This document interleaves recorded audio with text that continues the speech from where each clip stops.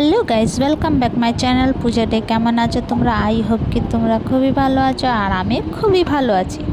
তো এই যে ডিম নিয়ে নিলাম, ডিমটাকে সিদ্ধ করে নেব। তো এখানে দেখো সিদ্ধ হয়ে গেছে, এবার আমি ছিলে নেব। সমস্ত ডিমটাকে ছিলে রেখে নেব।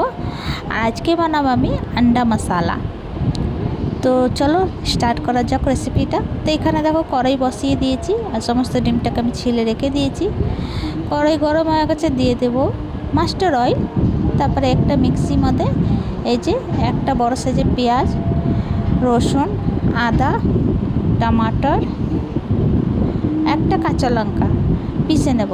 পর আমার মিক্সিটা একটু খারাপ হয়ে গেছিলো, তো চলছিল না, তো আমি পাটাতে পিষে নিলাম। তো এখানে দেখো আলুটাকে আমি একটু ফ্রাই করে নেব। তেল গরম হয়ে গেছিলো, আলুটাকে ছেড়ে দেবো। তো 2-3 মিনিট নাড়াচাড়া করার পরে একটু হলুদ দিয়ে দেবো আর একটু নুন দিয়ে দেবো। লাল লাল করে ফ্রাই করব। আর আমি এই যে মশলাটা পাটাতে বেটে নিয়েছি, মিক্সিটা আমার চলছিল না তাই জন্য। তো আমার মশলা রেডি।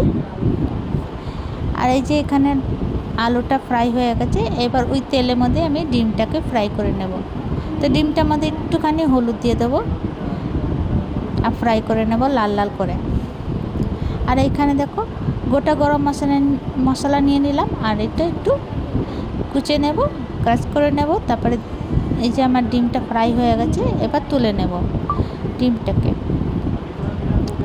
এবার ওই তেলের মধ্যে গোটা গরম মশলা, জিরে, শুকনো লঙ্কা দিয়ে দিলাম।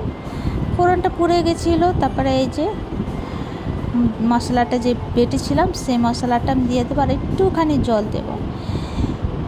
3-4 মিনিট তক ফ্রাই করব। তারপর দেব শুকনো মশলা, হলুদ গুঁড়ো, লঙ্কা পাউডার, জিরে পাউডার, ধনে পাউডার, স্বাদ অনুসার নুন দিয়ে ভালো করে মশলাটাকে কষিয়ে নেব।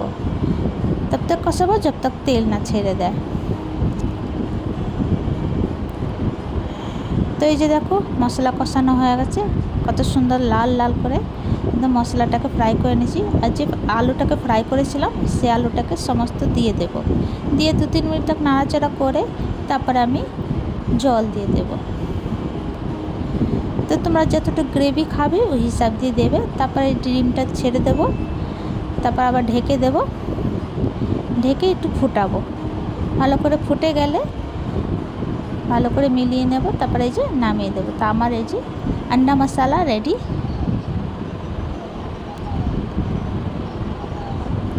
তো তোমাদেরকে আমার ভিডিওটা কেমন লাগলো? ভালো লাগলে প্লিজ লাইক, শেয়ার, কমেন্ট করো, সাবস্ক্রাইব করে দিও। আবার নতুন ভিডিওর সঙ্গে দেখা হবে। তো তোমরা সবাই ভালো থেকো, সুস্থ থেকো। ভিডিওটা কেমন লাগলো কমেন্ট করে জানিও। তো একবার বানিয়ে খেয়েও, খুবই সুন্দর হয়েছে, খুবই ভালো হয়েছিল খেতে, খুবই টেস্টি হয়েছিল। তো চলো, তো তোমরা এত সুন্দর সুন্দর কমেন্ট করো, দেখে খুবই ভালো লাগে, আমি রিপ্লাই বি করি। তো please comments, like, share, comment করো। তো ভালো থেকো, বাই বাই, টেক কেয়ার।